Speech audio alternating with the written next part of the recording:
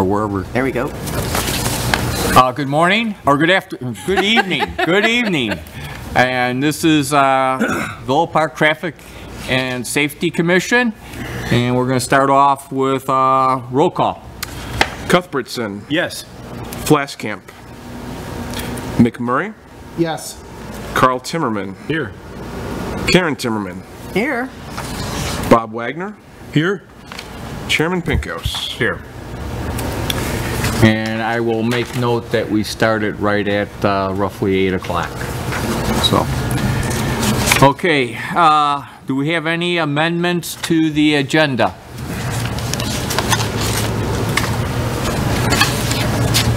Did you raise your hand back? I can't make any amendments to Did you raise your hand? it. No, I did not. Oh, I thought I saw the hand go. No. Just for Kevin's. I'm just kidding.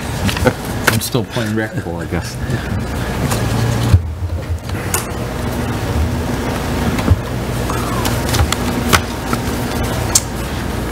Any comments? Okay, so then we're going to move on to public comments on agenda items, and we have nobody here from the public. Therefore, we will move on to public comments on non-agenda items, and again, there's nobody here from the public here to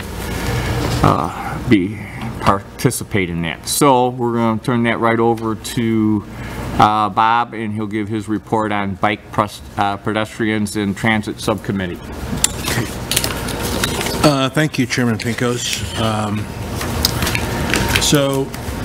Our last meeting was on June 22nd. I mentioned before we have a new member of our subcommittee, Alan Leishman.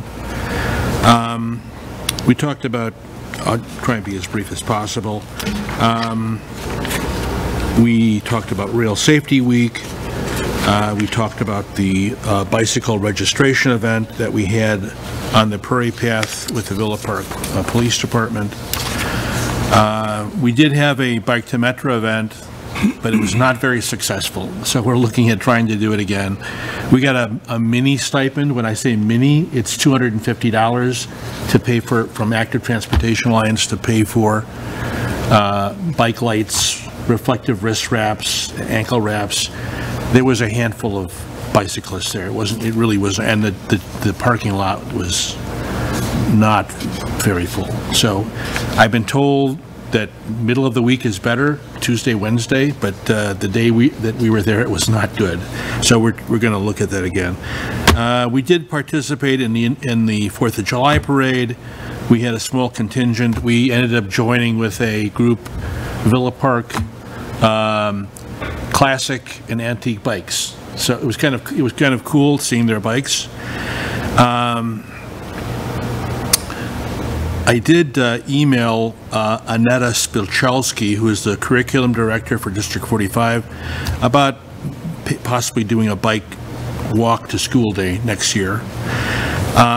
We did talk about the bicycle-friendly community application. I did meet with the manager about this, and I did send out an email saying that we were going to divide up how we were going to tackle that application, and the due date is August 30th. We talked a little bit about the Villa Avenue Improvement Project, Operation Lifesaver. Director Guerra was at our meeting, and he talked about some things you've talked about, Kevin, about the Tri-Trail Connector. And that concludes my report. Okay, thank you. Any questions? Okay, so we're going to move on to approval of the minutes, and we're going to look at the minutes in reference to May 2nd. Has everybody looked those over? Any comments?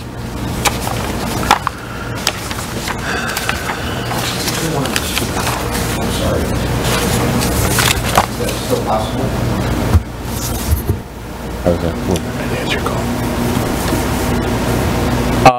We'll go through the minutes real quick, okay? Because, yes, we will entertain.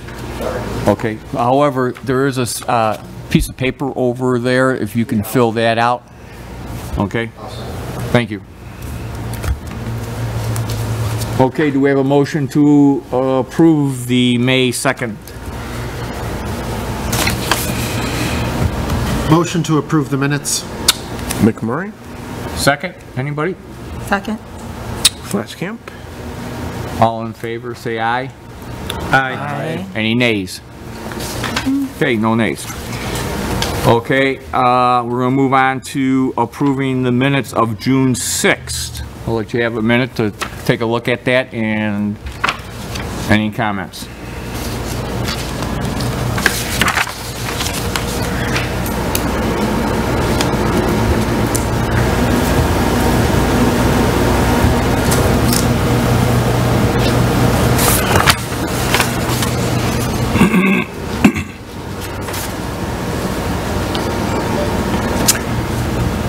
Okay, any comments? Can we have a motion to approve them? I'd like to ask just a few more minutes so I can read these. Okay.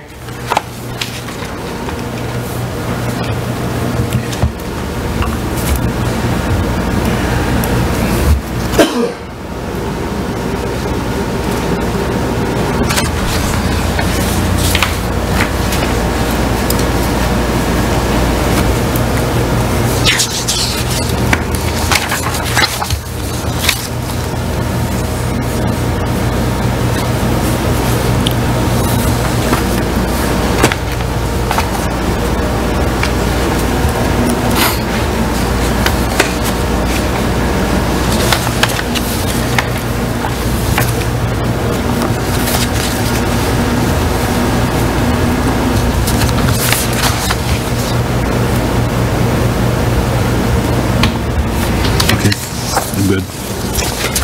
Okay. Any comments? Okay, do we have a motion to approve? Motion so. Karen Timmerman, I'll second. Second, and Carl. All in favor, say aye. Aye.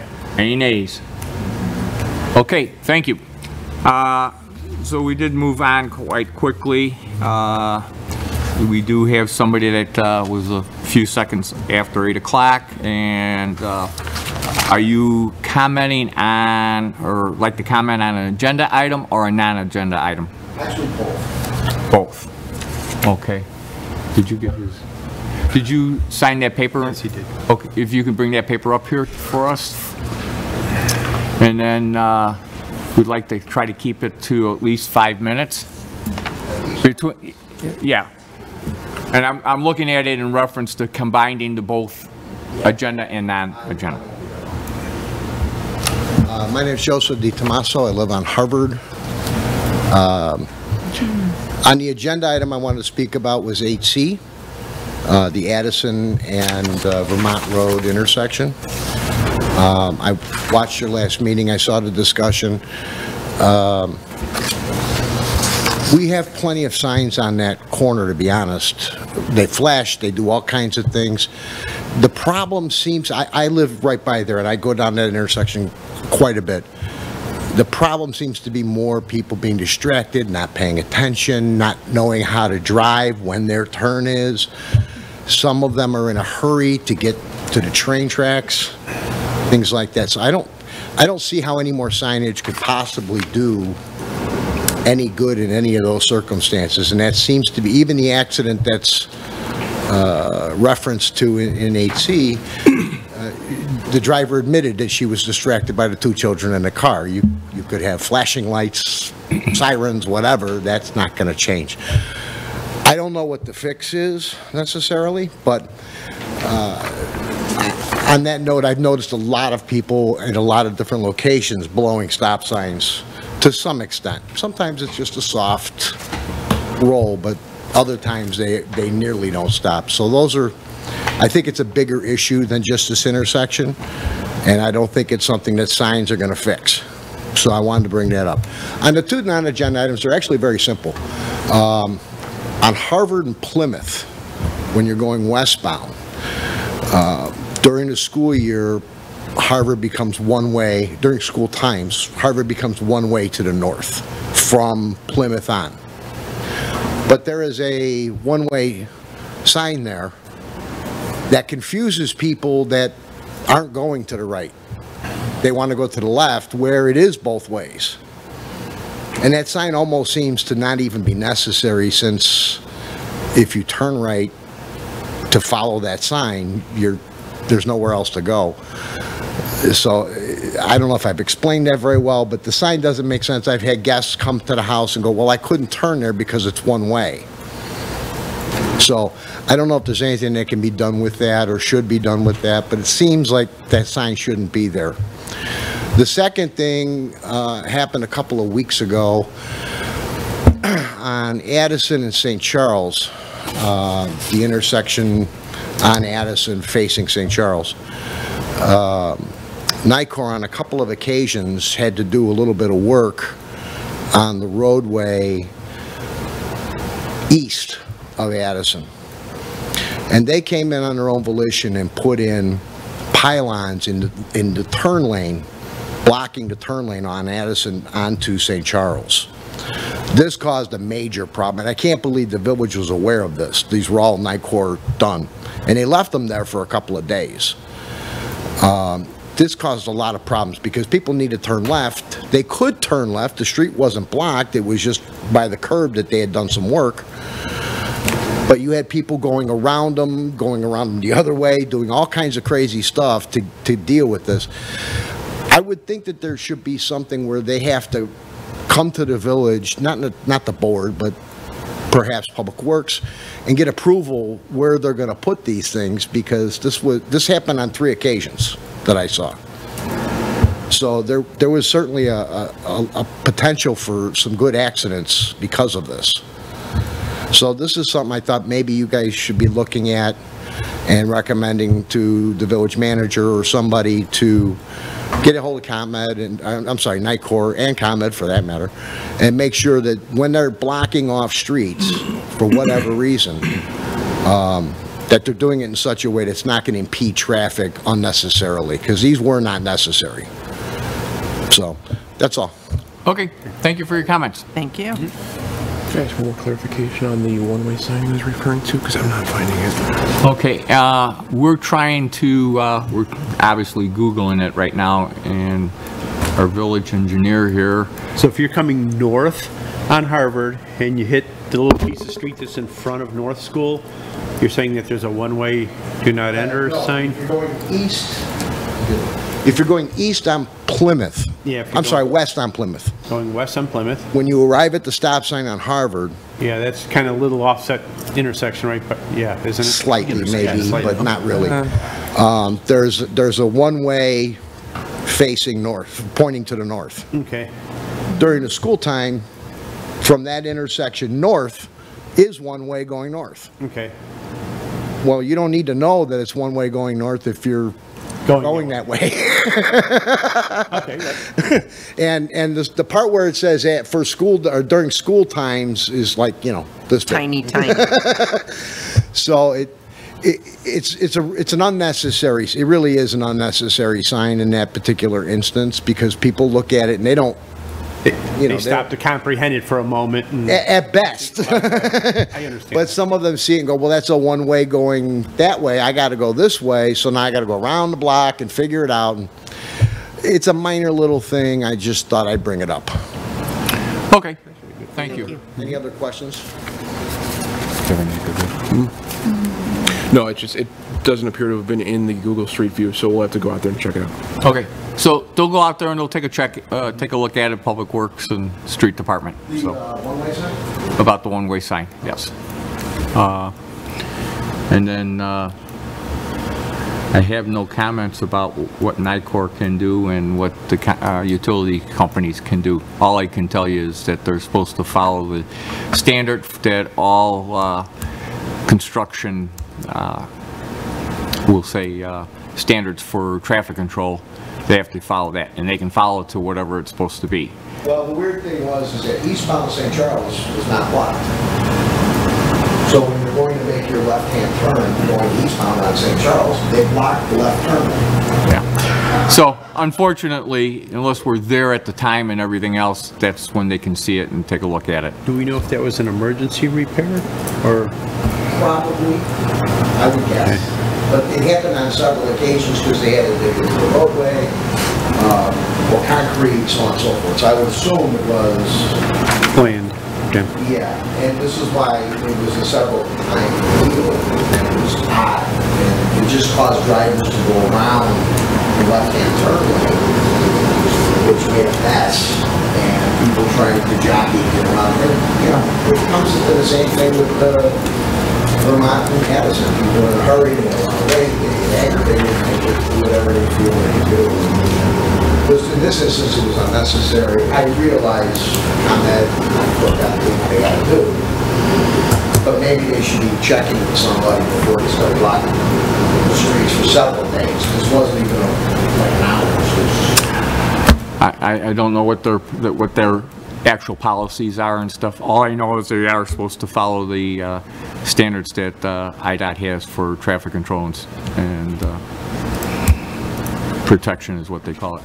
So, but okay, we appreciate it. Thank you. Thank you. Okay, so now we're going to jump back down and we're going to start on item number 8, which is old business, which comes to item number 893, parking restrictions and striping on South Villa Avenue north of Madison Street.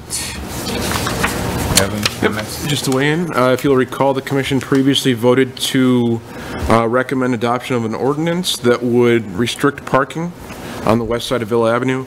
That ordinance is now tentatively on the agenda for board consideration on July 24th. Okay.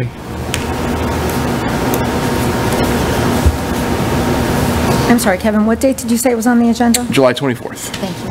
2 weeks from yesterday. Okay. Commissioners have any other comments about it? Just an approval of our draft.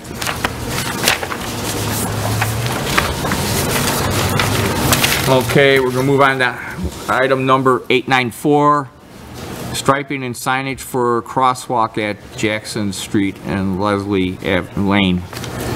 And Kevin? For another meeting, unfortunately, I have to advise that we have not had a chance to get this completed yet, but it is moved up the list. I do believe by the next meeting in, well, I take that back, we're only 3 weeks out for August, so I can't promise, but we will do everything we can to get it wrapped up by then.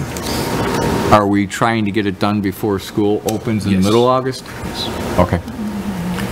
All right, thank you. Any other comments about that, commissioners? Nope. Okay, moving on to item number 895, Addison Road and Vermont Street intersection.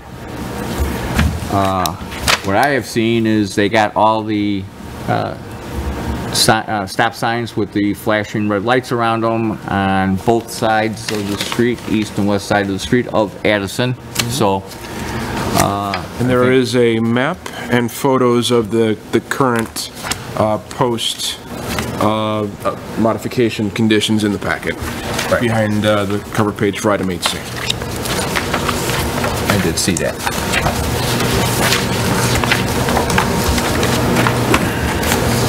Just for the commission's recollection, we now have dual flashing stop signs for the northbound and southbound Addison Road legs, along with stop ahead signs in advance of the intersection.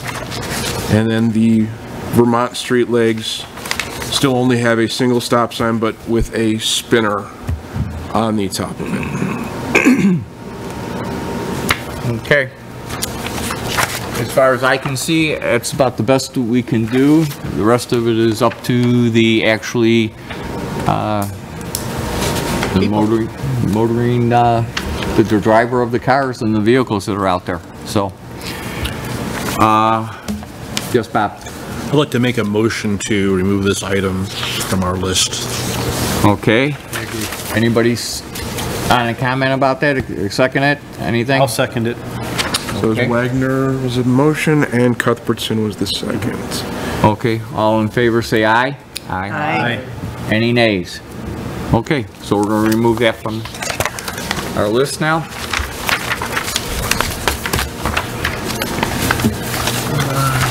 we should be going on to the last one. Going to item number 897, on-street accessible parking, or handicap parking, the way I look at it. Jack and myself went out to, did meet with the person that's asking for the particular spot. And Jack, you want to make a comment? I'm not really sure what the ordinances are or anything on if you gave a spot on the street, would we also be liable for doing the curb, the sidewalk, the accessible, because you have a 6 to 7 inch curb. You have a sidewalk that the topographic on the sidewalk, the height of the sidewalk is about 5 or 6 inches higher than the top of the curb. The sidewalk's only about 4.5 feet from the curb, so that would never meet ADA accessible without major reconstruction. If we gave the spot, are we responsible? I don't know what the ordinance is for the village for accessible parking, if we have to make all of the arrangements for the parkway also. And we did also explain to the person that rents the unit there that if that was possible, that would be accessible for anybody, not just her. So that spot could be taken by other local residents too. We did look at the property she has. She does have a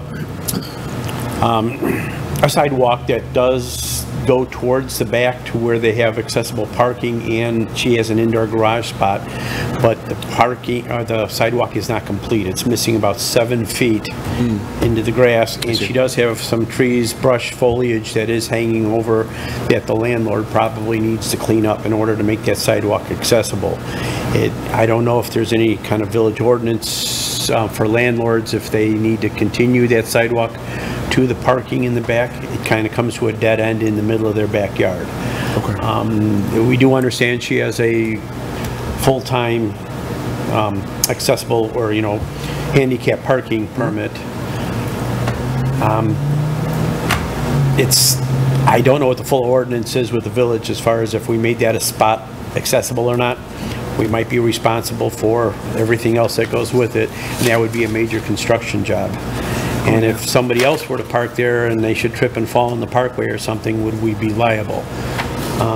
That would be items up to the village engineers to figure out. But we did listen to her and got all the information. Anything you'd like to add to this, Jay? Yeah, I'm going to add one more thing to it in reference to access from the parking garage, or the garage that she parks at. She does have access to the back of her property. So there is a sidewalk that goes all the way out to the actual parking lot, the blacktop. And so she does have access from her back door to the park. Back door, but how accessible is her back door for her? That would be up to the landlord to do. That's correct. This is all private property in reference to it. Now, that sidewalk, that was intentional, or was it in disrepair? It, for some reason, seems like our understanding, there might have been a garage there at one time before. They tore it down and built this new garage. So that may have been what that's from. It's the sidewalk stops short roughly of the parking area by probably about 10 to 15 feet the most. Okay, does she use a wheelchair, a walker, or a cane? She uses none of them. That when we were out there, she was able to walk on her own. Okay. Okay, I'm gonna stop right there from your idea of thought, because we'll come back to that. Okay. So what I'm coming back into is, in reference to it, that's about only other thing I can add to your comments, Jack. So, okay, now, I am gonna go proceed more with your comment, Karen. Okay.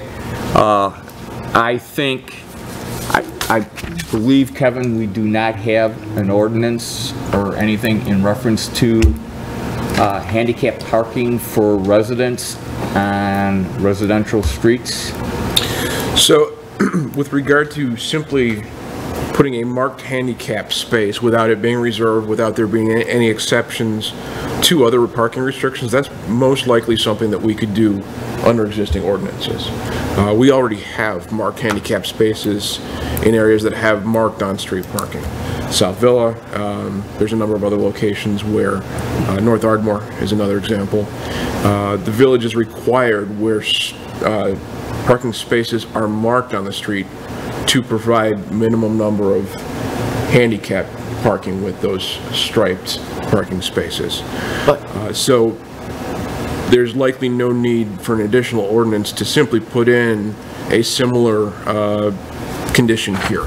A striped handicap parking space, which again is accessible by anybody with proper plate or placard, and then also no exceptions for the overnight parking restrictions, no exception for the 7 a.m. to 9 a.m. Monday through Friday restrictions. Where an ordinance would be needed, likely, is if the commission desired to recommend reserved for one particular person or an exception to the other parking restrictions that are in place. If that makes sense. I do have a question in reference to it. So the other locations that you have handicap parking on the streets, are those at commercial areas? I believe technically they would be, yeah. Okay. So I'm looking at that in reference to is the wording at commercial areas, which I know is supposedly a law in reference to if you have like storefronts and stuff out there, that you have to have X amount of, is there a state law that you have to have X amount of handicap spaces and ADA ramps and stuff like that for it? So with regard to the number of handicap parking spaces, it's staff's understanding, long-held understanding, that it doesn't matter whether it's residential or commercial or any other type of area. As soon as parking spaces are marked out on a street, the village has to provide the minimum required number of handicap parking spaces as calculated by the total number of parking spaces, which typically is a minimum of one, and roughly one for every 50 spaces thereof. Okay. Is that street marked This for is parking? not. This is not. So it wouldn't really qualify, would it? Well, I'm simply making the statement that the village already has marked on-street handicap parking spaces. And so there's presumably nothing in the existing village code to prohibit us from putting one in here if we're not seeking special conditions for the space itself. Well, if I may, if we do put this in there, then we'd have to dispense with the overnight parking restriction and the 9 o'clock parking restriction as well. Those are questions that have been debated and still require some sort of decision. I mean, it would be necessary for that space to be useful for her to allow parking overnight. Don't you And think? she's not going to park in her garage. Well, then why does she have to park there? She's going to park in her garage. It basically, for this person that we did meet with, okay, for this incident, she's looking for ease for her to be able to walk. Okay, she has several different, and I don't think we have. Spondylosis and other issues, yeah. Yes, and she also has a state handicap placard. This I understand, but I mean, if we put the handicap position there, spot, wouldn't we have to change the ordinance as far as overnight parking and? Well, I want to say, yes, that would be a discussion, I think, on our part. And I'm just going to run over to Bob real quick. So I went over and visited Linda as well. She has a 92-year-old mother who lives with her. And I kind of noted she seemed to be not spry, but she seemed to be getting around okay. But then she mentioned her 92-year-old mother who lives with her has a walker. Okay, that's different She from told what... us Yeah, different. totally different. Yeah, so but she has mobility issues, she said, as well. And you may have noticed on the east side, there is a sidewalk that goes all the way to the parking area, but she has it blocked off for her dog. She has it fenced in for her dog. I totally understand what you're, Yeah. I'm, okay, I totally agree with what you're saying, okay, except the story that she says everyone, once or twice a week, she goes and gets her mother from another location. Okay. Brings her to her house. That's, yeah, she told me something. I invited her to come this evening, but she couldn't be here. She couldn't come. So, anyways, with all that, okay, I'm still looking at the situation of how to not only address this issue right here, okay, but to address this issue if it comes up for further requests throughout the village. Because I know there's a lot of people in our village that do have the state approval of a handicap, either the plates or the placard. May I just put an idea? Actually, I think you actually had the idea also before. If we put a handicap spot in, if we moved it farther east, closer to the stop sign, where it's already all accessible, sidewalks, curbing, and everything is already accessible. Would that be a consideration? And just move it farther east. It's about one building east of there. Oh. Yeah, if you're looking for an answer from me, I would say yes, that's feasible. In fact, staff has already reviewed, to touch on your earlier question regarding whether or not an ADA compliant curb ramp, new ADA compliant curb ramp would have to be constructed. We believe that putting a handicapped parking space in front of either of those two properties would still allow us to use the ADA curb ramp at the intersection for accessible access. Vicky's got a question. Just a question, because in her email, she states that she requires a shorter walk. If we keep moving that farther away from where she is, it becomes a longer walk. This is all for discussion in reference to it, because whatever we're going to be doing here is something that hasn't, I don't believe, been brought up to the village in reference to it. Correct. Because, as I stated before, Kevin was mentioning most of the places of where we do have handicaps, it is already in a commercial area, which already has designated parking stalls. So all that starts to fall into the ordinance that we have in the village right now. Now, my question, where this is getting unique right now, is this is now becoming a resident, okay, that's asking to park on the street for a specific handicap spot for them. Okay, so as we look at this particular one, her reasoning is it's easier for her to walk during the daytime and bring groceries in and whatever else she is doing. She would like to have that handicap stall there. Okay. The thing that I'm looking at is how do we really, I think we need to look in depth in reference to how to really approach this. Because I think, one, I don't know for sure, and Kevin might be able to tell me right off the top of his head, that if you do put a handicap spot in there, okay, does that make us liable to other ADA requirements by state law and federal law, which is where this has really been pushed. So at the moment, I am not in favor of saying, yes, we're just going to go ahead and give her a temporary one. I am in favor of looking at this as the village and maybe find out from the village board if they want us to proceed with this and look into this and basically come up with an amendment. I believe that would be probably to the ordinance that's out there right now. Am I correct? Yeah, I mean, again, I think it depends on the particular details of whatever recommendation is made by the commission as to whether or not an ordinance would be required. Again, just simply striping a handicap parking space by itself would not require an ordinance, but I think it's unlikely that whatever the commission decides will be limited to simply striping a space and nothing else. Again, if you want to exempt the space from the overnight parking, that's an ordinance. If you want to exempt the space from the 7 to 9 parking restriction, that's an ordinance. If you want to restrict it to just one person, that's an ordinance. So there are a lot of things that could trigger a need to modify the code. I just don't think that the details of whatever recommendation is going to be made are developed enough yet to know whether or not an ordinance will be required.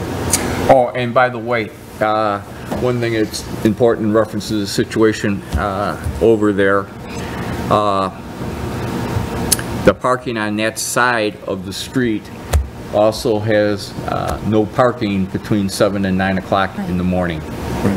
So another thing to be looking at. Just when you guys were looking at it, because I can't really see it, was there accessibility from the street, or does she have to walk through the grass to get to, because you were talking about extra pieces that you'd have to have ADA accessibility to get? From the street, there is the curb. There is about a 3.5 foot. About 4.5 foot to 5 foot piece of grass. Parkway. So Sidewalk, and then her sidewalk. It does have a slight incline from the top of the curb to the sidewalk. So then what happens when it snows? Exactly. These are things that Just throwing it out I'm there. just bringing, this is what I'm saying. I don't think at the moment we can make a decision on that at Right. that point. Yes, Bob? Okay. I asked her the same question. I said, what about when it snows? And she said, well, my kids come out and clear it for me. So, and as you said, it's a leased property as well, so I don't know. Just a comment on what you said, I don't think we need to ask the village board to permission for us to advise them on something. We can just, if we want to do research and say, there's a need for this or there isn't a need for it, I don't think we need to ask the village board if we can advise them on something. Well, and that, I'm just throwing out, Okay. okay? And I don't know. To me, we're stepping into an area that we have not done before, essentially, without somebody really sitting there asking for a particular. Oh, yeah, definitely. As we, just one of the things I just wanted to add, if we do start diving into this and looking at it more, when, you know, the development goes up on the corner of Vermont and Ardmore, you know, that whole Beverly's going to be closed off. The only access out to the street is going to be from the train station, is going to be on Ardmore, which pushes them to Vermont, which goes in, you either have to go east or west on Vermont to either get to Villa or to Addison to get to the south side of the town. So we just need to take a look at that if we're going to have that parking space there, especially from 7 to 9 as well in the morning. How much increased traffic would that be as well? Well, that's another thing you're going to have to consider right. in reference to not just that location there, because it is not there right now. Right. That development may be 10 years from now. So that's all I can say. Okay, it's been sitting there for, what, 2 years vacant, 3 years? Okay. I do not know what's going on with that development, okay? That would be probably the building department or something, but in reference to it. But it looks like, to me, personally, there's a financial problem. But just throwing it out there, if something does go there, there is. And there's going to be developments going on everywhere else, hopefully in the village and stuff. So what I'm basically suggesting, or I'm asking for, and I think we should do, is I think we should look into this. So if it does come up at another situation, that we are prepared for that and go from there. And I think we should do some homework in reference to it. So. Let me ask then, What kind of homework? What are the answers we're going to be looking for? Do we want to see what other communities have done? For I'd like to see what other communities have Okay, that done. might be the first thing we can do. Maybe we can break this up and assign to each member certain responsibilities in this area. I totally agree. So my question is, do we want to proceed with that as a committee right now? That's my, I personally think we should, okay. because it may come up again. In fact, I think it most definitely will, especially if we okay this. I totally agree with that. So I'm just kind of trying to think a little bit ahead and go with it. So we're all, yes, Bob? I agree with Carl, and as I mentioned it before, maybe we should even ask the Senior Concerns Commission, do you know of anybody else in the community that has a need for this, you know? On-street parking or access. You know, Okay. So, and how that all goes, and how that situation becomes in reference to the liabilities of the situation, if we do put a stall there, who's responsible, or does somewhere along the line, do we have to have those handicap or ADA ramps there, that curb cuts, all that stuff to meet? Could we get into a lawsuit because we did put that there, but we didn't do the rest of it? This is all beyond my knowledge at the moment, and I think, I agree with what Carl just said, is I think and I think everybody else is agreeing that we should investigate this and go from that point there. Are we all in agreement with that? yes. Ed? Looks like you're thinking. Bob's got a question. Yes, Bob? I think she mentioned to me that you may have told her it's going to take 8 to 10 months before we make a decision on this, so she's not expecting a swift. No, I said it's going to be something to talk that's going to have to go Right, through. right. And if we're going to be able to do that, we might have to go to the board and get approvals for it. So this is not going to be a swift Right. situation, yes. And she says, oh, well, whatever you guys come up with. Yeah. Okay.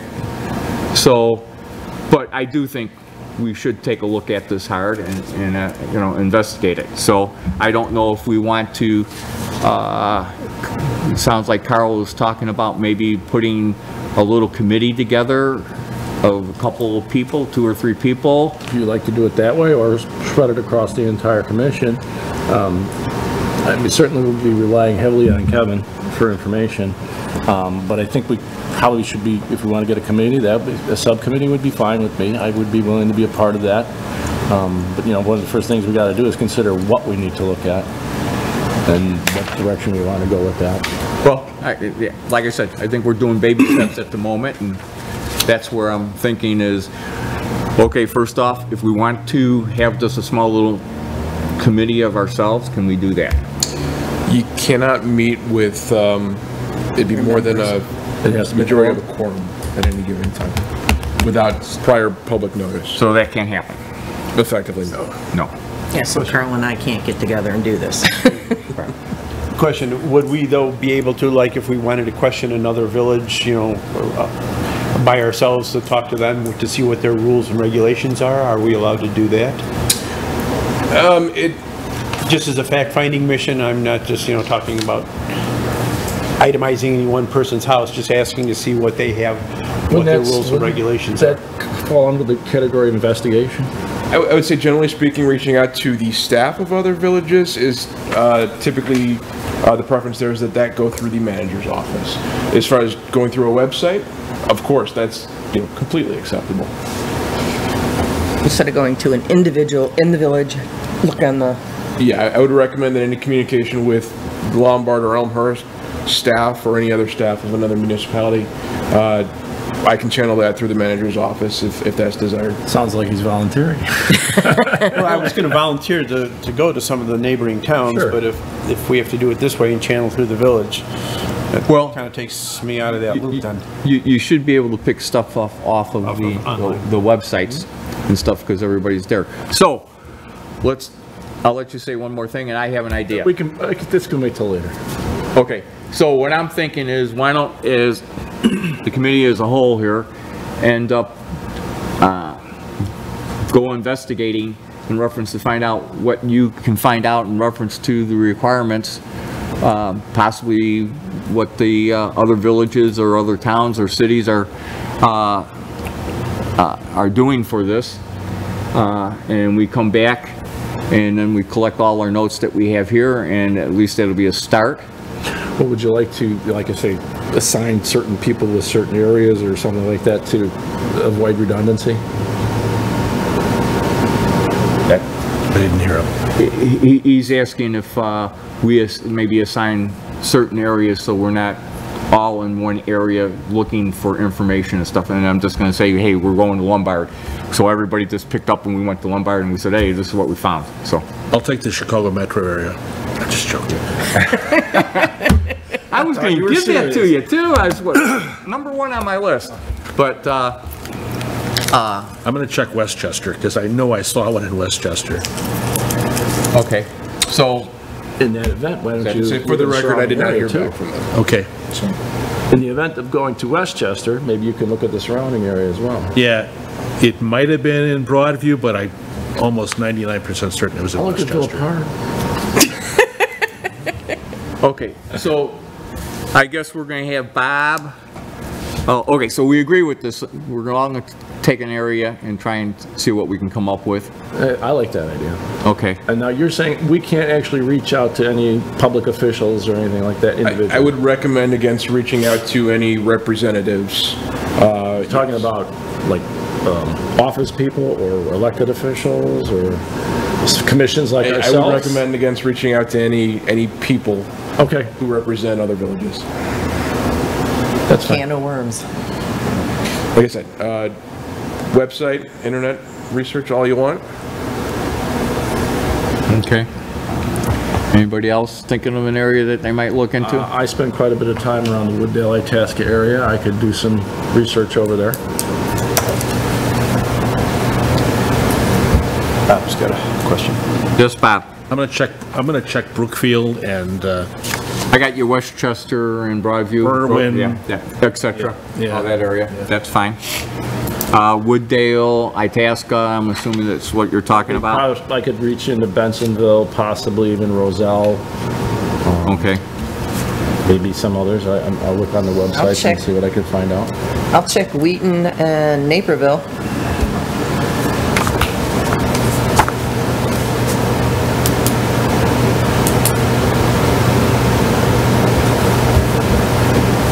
Okay. Anybody else want to take something? Kevin, I'm sorry, I have a question. So we would not be able to reach out to anyone within the state, to the state directly? Again, I would No. recommend against reaching out to any people.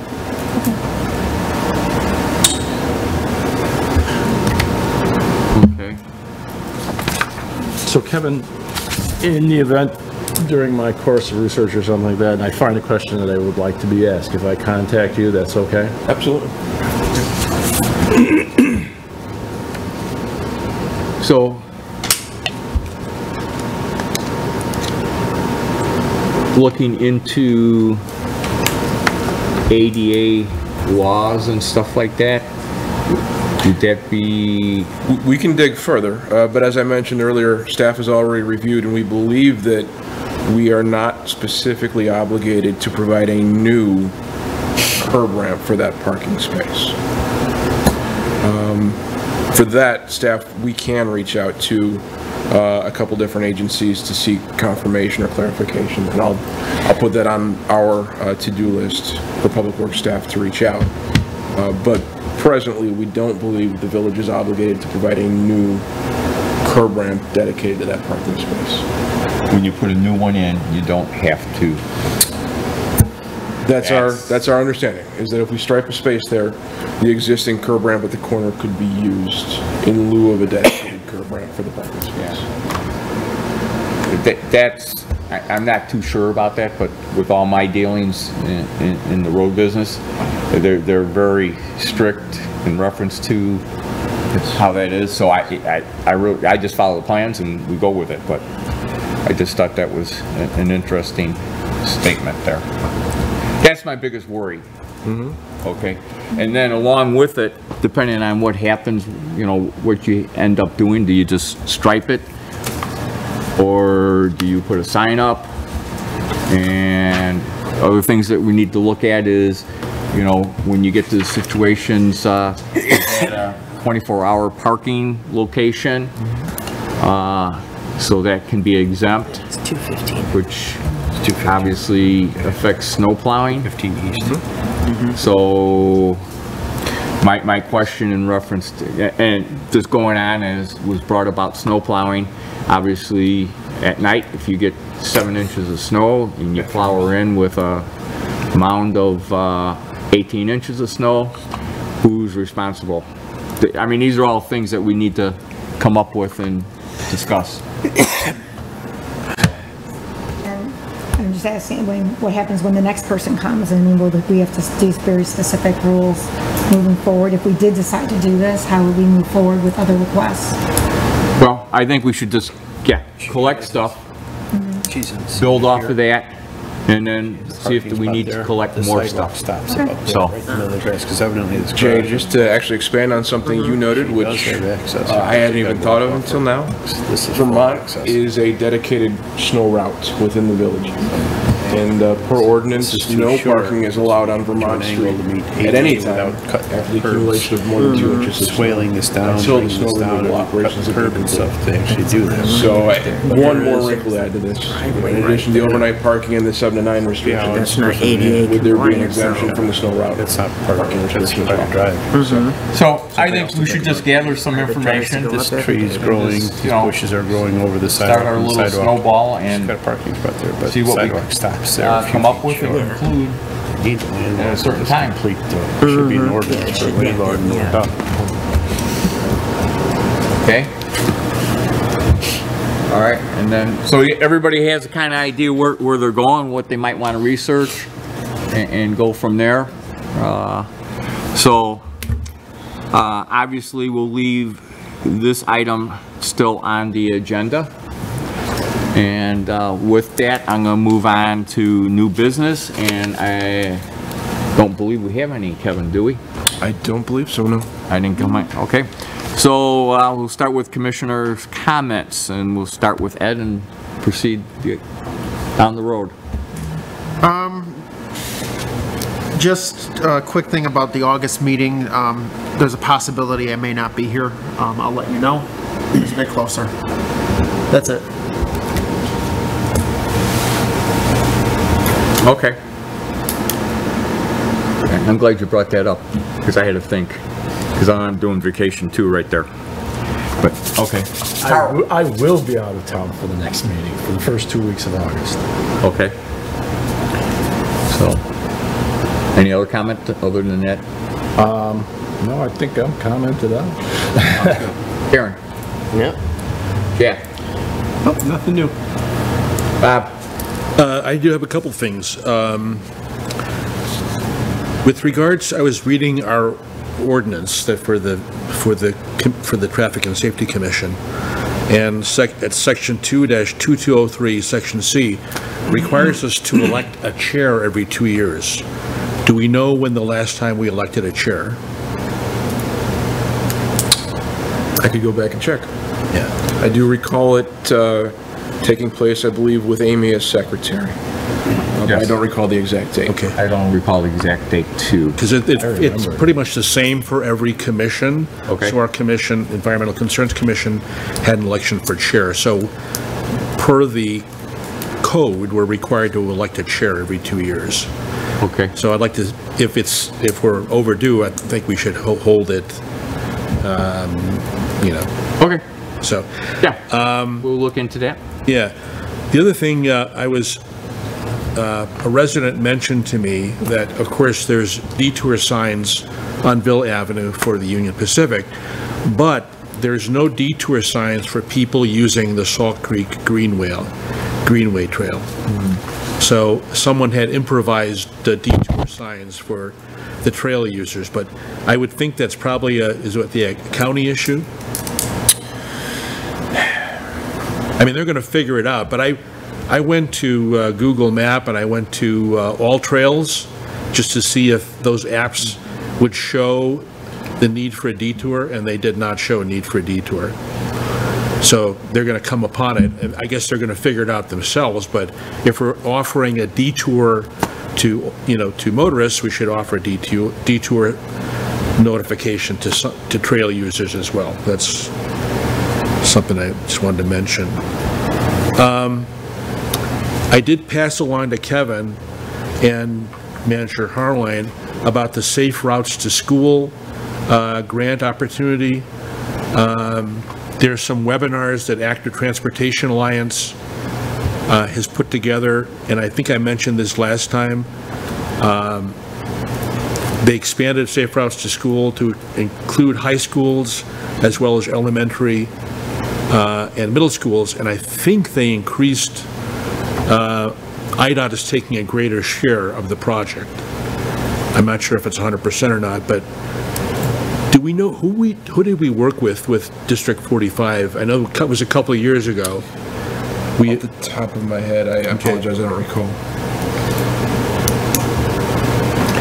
And I went over to the Elmhurst History Museum, and you may know they have a great exhibit there, the Bicycle Two Wheels to Adventure. It's a fabulous exhibit. And on Sunday, they had a great program there.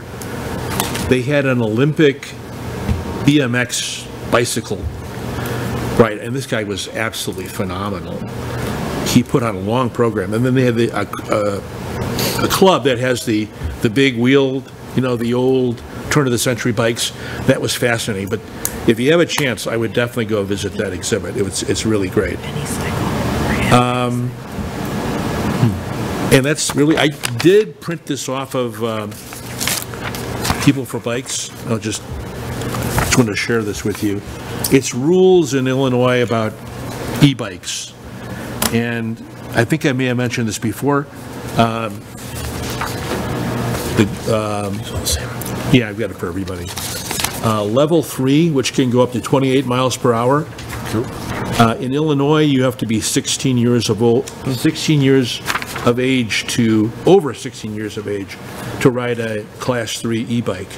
Oh, I'm sorry. What's that?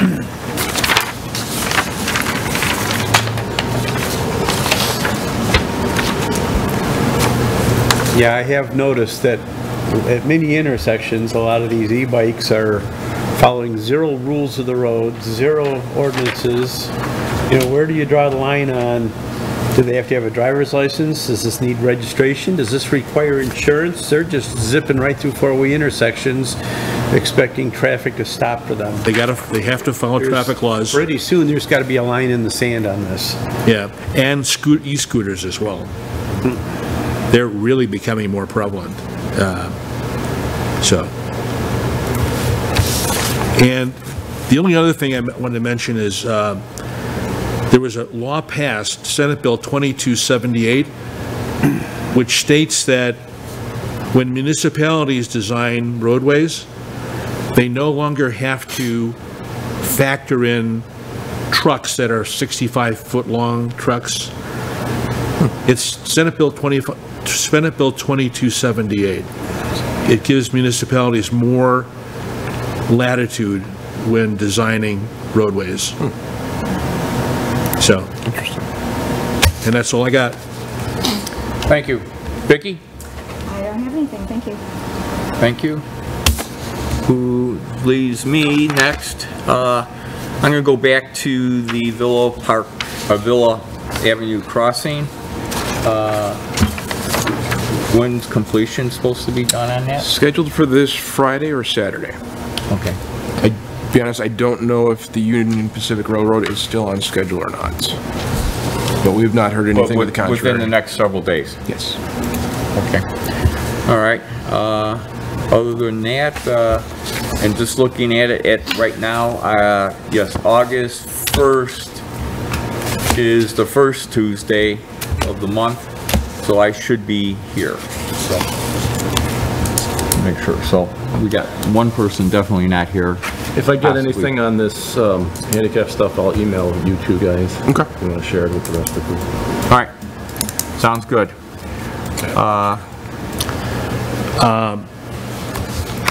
August 1st is National Night Out, so I may be a few minutes late. Because we'll be at the National Night Out gathering at the History Museum. Okay. All right, with that, Kevin, you got anything? Just following up on the mention regarding election of a chairman. As far as I can tell, it looks like the last time the commission did that was in February of 2020. So based on the 24-month rule, we would be past due. With the commission's concurrence, I can put that on the agenda for August 1st so that formal action could be taken on it that night. If I may, we could do it tonight, couldn't we? Technically, no. No formal action can be taken on something that's not on the agenda. Okay.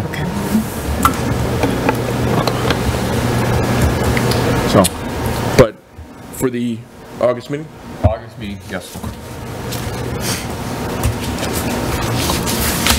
I will, in the meantime, confirm that February 2020 date was the last time.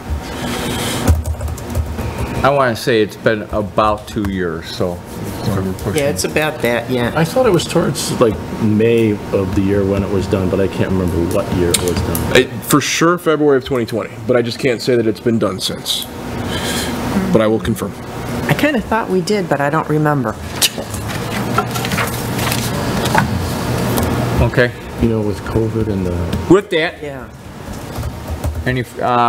I am looking for somebody to motion for... Motion to close. Okay, Karen and Bob. I'll second. All in favor, say aye. Aye. Any nays? Okay, so we're officially closing at 9:02.